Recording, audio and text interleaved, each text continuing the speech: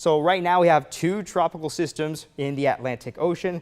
We have Hurricane Umberto. That is a Category 5 hurricane, the second Category 5 hurricane so far this season for the Atlantic.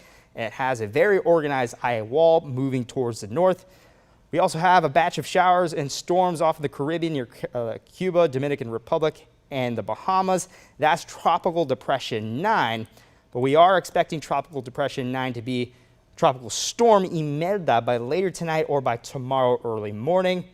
Umberto is going to weaken into a Category 4 tomorrow, then eventually a Category 3 storm around Tuesday as it passes just towards the west of Bermuda. Bermuda could see some impacts like large swells, strong rip currents, potentially some gusty winds.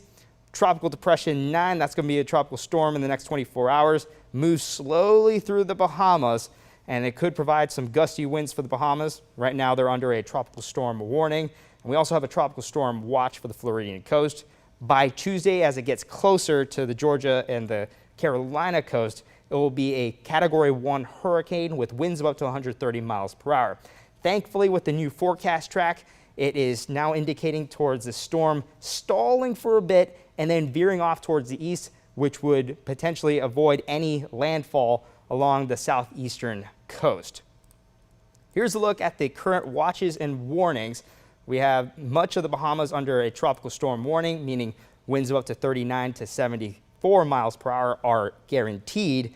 We also have a tropical storm watch for parts of the Floridian coast, so north of Palm Beach all the way to Volusia County. That means tropical storm force winds are possible, but not guaranteed.